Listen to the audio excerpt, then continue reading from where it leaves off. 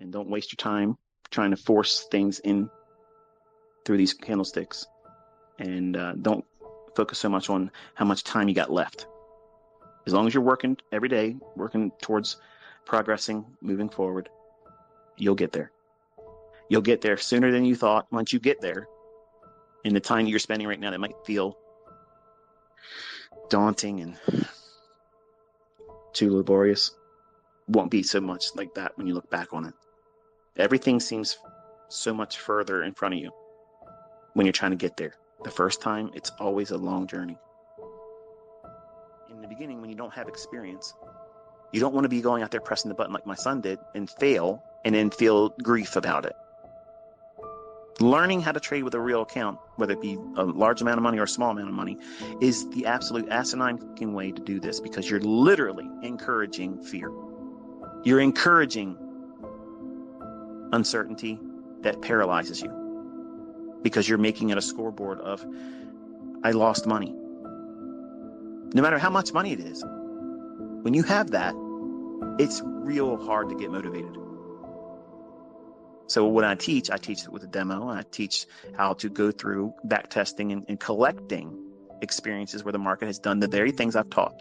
And I give you the benefit of knowing what I think is going to happen beforehand. So that way it holds you to an expectation in the marketplace. Does the market go higher when he says it goes higher? Does it respect those levels he's referring to? Does it trade to those pools of liquidity? Are you going back through the charts and looking for the things I teach? Is it in there? Is it happening? Don't require my own trades to be the only testimonial. If you do that, you're failing. Cameron's not even journaling. He can't do that right now. What did you just say? You heard what the fuck I said. He needs to have his pride restored. He's hurt. So the only way, and this is the best thing I could come up with, was give him something where, yes, these approaches, if he just would let the trade run, he could be making 30, 40, 60, 100 fucking handles. He could be doing that, but he doesn't have the patience to hold on to it because he's afraid it's going to turn around on him. He's afraid of that. And the only way you get over that fear is doing this. I wish I could learn how to hold a trade. I've been in so many trades. If I just would have held on to it, it went to my target. How do I fix that, ICT? You take incremental exits and you hold yourself to the fact that this is what my trade was and I'm feeling discomfort. As soon as you feel the discomfort, close it and then watch the trade pan out. Or if it goes through where your stop loss would have been, you're thankful you didn't lose. But if it goes in your direction, you log it and you cheerlead yourself. And the next time you feel that uncomfortable point and you want to get out of the trade, wait 2 minutes.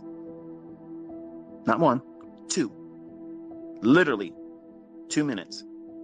And then if you still feel uncomfortable, close the trade again. Then log it. If it goes to where your stop was, you did the right thing. If it goes a little bit further, guess what? Just like repetitions with weight training, you're adding a plate. You're adding one more repetition, and you're holding to failure. You're fighting the negatives. That's where growth happens. You can't just tap out as soon as you feel it all the time.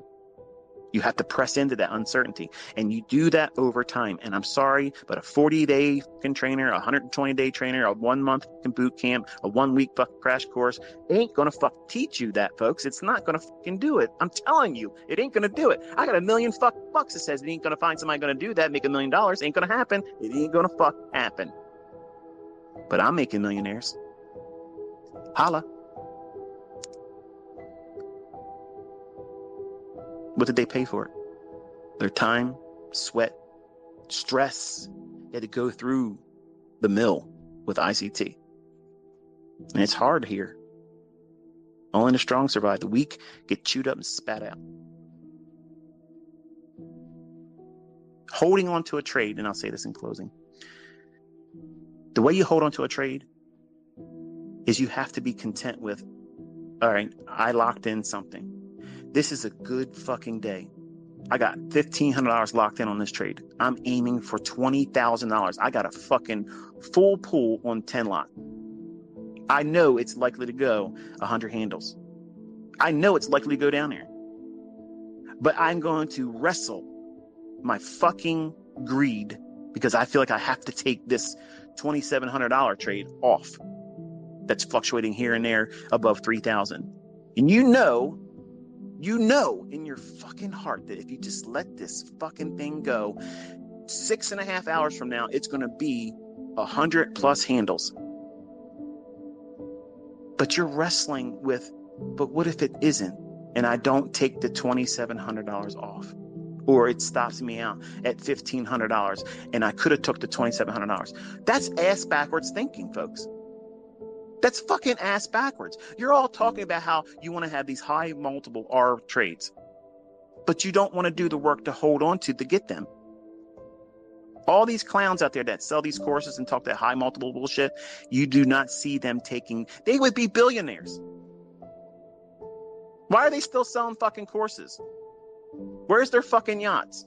They're not doing it, folks. They're not doing it. Period. Common fucking sense. Use it.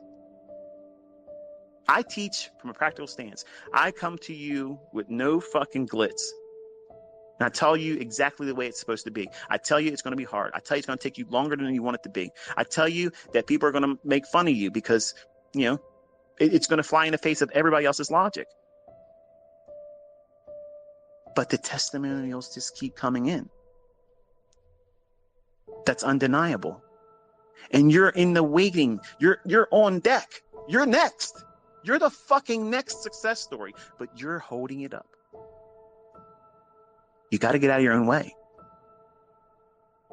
You have to get out of your own way. I'm doing everything I possibly can, folks, except for take your fucking trades. Okay, I'm doing everything I possibly can.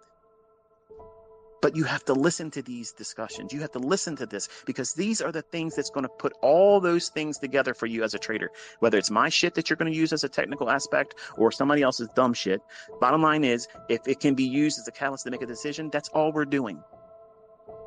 We're using some kind of stimuli to make a decision, to act, to move, to do something, push the fucking button, do something, and then manage risk throughout the process.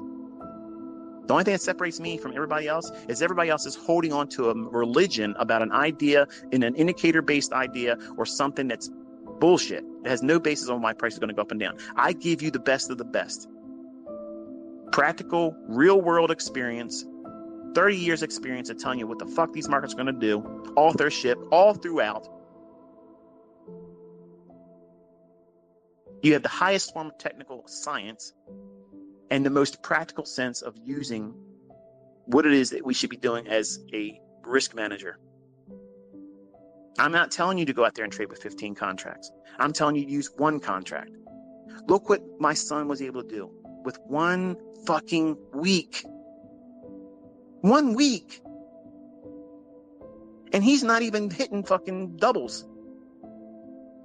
He's just batting singles, getting up there, getting his 10 handles, boom. Sometimes he's been spooked out of the trade and he has to go back in and get that last $50. That's what he's working on now. But he's getting his 200 fucking bucks. Don't waste your time trying to force too much in the beginning, looking for things that are unnecessary in the charts. Focus on the things I tell you to look for, and don't put a destination or an expiration on your success. Because what you're going to discover is throughout the process, and that's my son right now, he's in the earliest stages of real progress, and he's seeing the fruits of it. Many of you are recording in your tweets and responses to me that you're encouraged by that. How do you think he feels? How do you think he feels laying his head down, thinking, I did more today than I did in pay working these 10 hours, because he's doing 10-hour days. 10-hour days driving to Pennsylvania with the crew he's with, and they pay him money until he gets to his car. And then once he gets to his car, his pay stops for the day. But he's spending a lot of time out there doing that stuff, getting all cut up, putting his hands through these condensers he's helping install, all that stuff. He's doing a working class hero job. He doesn't have a spoon-fed fucking lifestyle where daddy's giving it to him because I have it.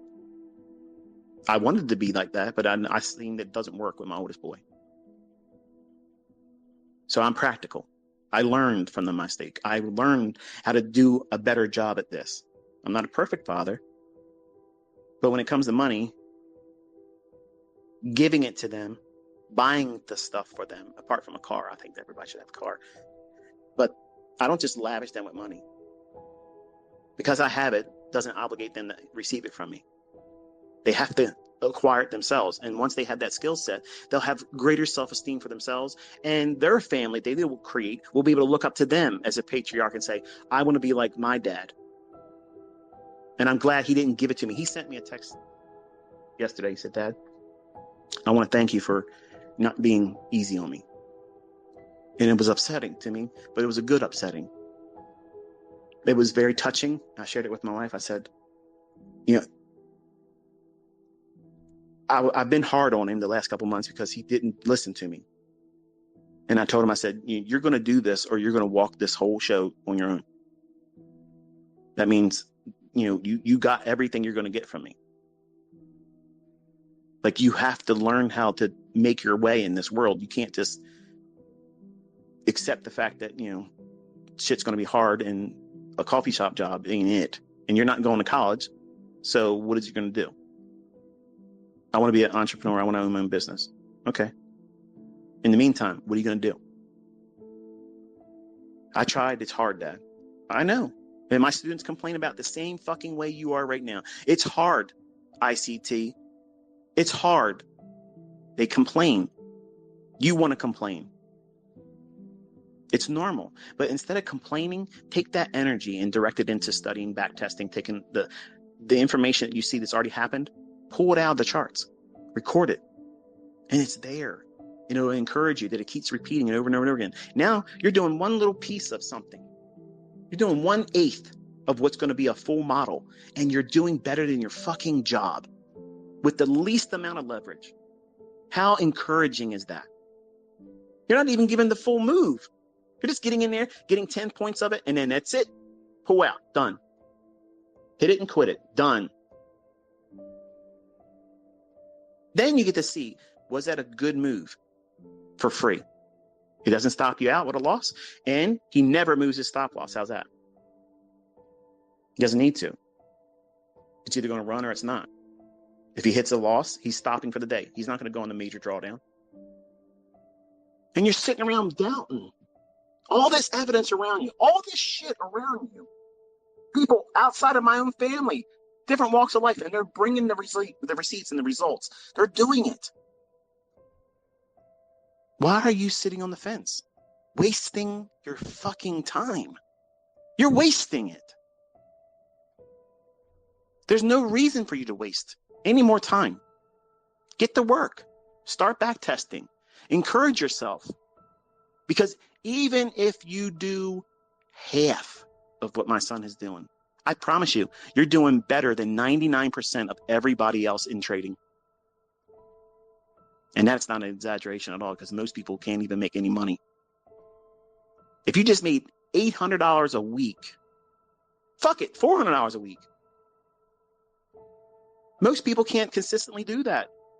They can't hold themselves to a process or a model. The only way you can do that is small little baby steps in the beginning. Don't put an expiration date on your success. I have to have it by this time or it's a failure. Don't have extraordinary results as the only acceptable result. That's what I was trying to do. Once I started seeing I can make money,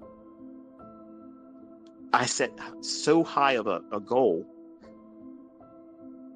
that it pushed me into blowing the accounts all the time. That's exactly what I was doing. I was doing that very thing. And I was abandoning the simple things of just taking the trades I knew that were going to be there. And I tried to squeeze more out of them. You can't make a dog be more than what it is. It's a dog. It's going to run and behave like a dog. In every one of my trades, I try to demand them to be a dragon. A beast of mythological proportion. And when it didn't deliver, I looked at it as, I'm never going to be able to do this. When all I was doing everything backwards and asking of my models, which were very limited at the time, to do what they couldn't do. And I couldn't see it for that. Again, don't waste your time trying to force things in through these candlesticks. And don't focus so much on how much time you got left. As long as you're working every day, working towards progressing, moving forward, you'll get there. You'll get there sooner than you thought. Once you get there, in the time you're spending right now, that might feel daunting and too laborious, won't be so much like that when you look back on it. Everything seems so much further in front of you when you're trying to get there. The first time, it's always a long journey. It's that little kid in the back seat syndrome. We're there yet? That's that little child in you. That's the trader that's going to be who you are. They're excited.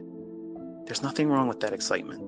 Don't kill that energy, but you have to nurture it and properly train it. Say, okay, we're getting there. It's just a little bit longer. We have to keep doing what we're doing. Keep looking through the windshield forward. We're getting every closer. Keep looking. Tell me when we get to the Burger King sign. Tell me when you distract them. Small little incremental progressive milestones. And it takes their attention away from the grander scheme. And that's all I've done with Cameron. I've taken his attention from feeling like he can't get to that 20-30 handle run model right now because he can't see. How do you know? How do you know? How do you know? Time, experience, doing it. So you want me to be able to tell you something, and it's just like a secret recipe. And it's the fact that you have to roll your sleeves up and submit yourself to this process all the time. And eventually, at what stage in your development, you're going to have that epiphany where it clicks for you like, oh, shit. Oh, I've been complicating this the whole time. If I just would have just did this and not worry about all this other stuff, I would have been able to be here in a place of contentment a lot sooner. And imagine the peace of mind that brings when you don't have to do more than what's comfortable for you. And who gives a fuck what anybody else thinks about it? You're paying your bills. You're meeting your ends. You're content. You don't have any fear of missing any moves. You don't have any fucking greed. Your model says, I'm making $1,000. When I make it, I stop for the day. Who's going to complain about that? You're probably not making $1,000 in 3 months trading right now. Start small. Build on it.